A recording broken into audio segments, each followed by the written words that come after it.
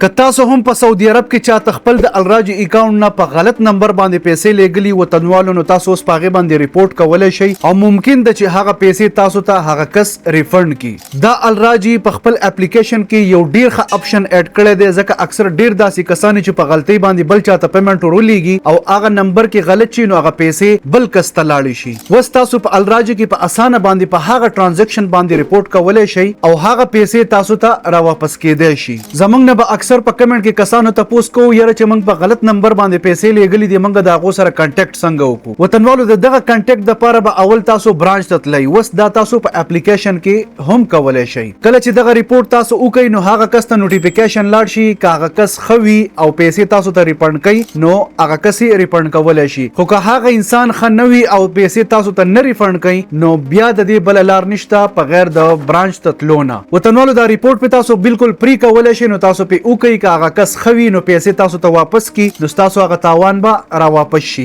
راځئ دا مکمل طریقه درته زه د موبایل په سکرین باندې خیم. که ویډیو تاسو خوښه شي ویډیو در سره لایک شیر کړئ پیج در سره فالو کړئ. راځئ چې دا مکمل طریقه د موبایل په سکرین باندې زده کو. دې دپاره به تاسو خپل الراجي کولاو کړئ. الراجي چې تاسو کولاو کړئ نو تاسو به خپل د ویو ټرانزیکشن دا تاسو ته لیکلی دی نو تاسو به په دې باندې کلیک واخلئ. په دې چې کلیک کړئ دا به تاسو لږ لاندې داسې سکرول کړئ. سکرول نه پس چې کوم دی دا تاسو د اکاونټ چې دا کم ریډ کلر کې چې دا کم تیر تللی دی نو دا تاسو د اکاونټ نه پیسې تللی دي تاسو ټرانسفر کړي دي یا که تاسو آنلاین څه اخیستي نو دا هغه ټرانزیکشن دي. صحیح ده. په دې کې که هر یو ټرانزیکشن تاسو په دې کې غلط شوی یا بل چاته پیسې تللی نو تاسو به په هغه ټرانزیکشن باندې داسې کلیک واخلئ. په دې چې تاسو کلیک کوئ نو دا تاسو ته د دې ټرانزیکشن نه لاندې دا انکریکټ ټرانسفر راخلي دا تاسو کتی شئ. صحیح ده. نو چې کوم ټرانزیکشن تاسو نه غلط شوی نو تاسو به په دې انکریکټ ټرانسفر باندې کلیک کوئ.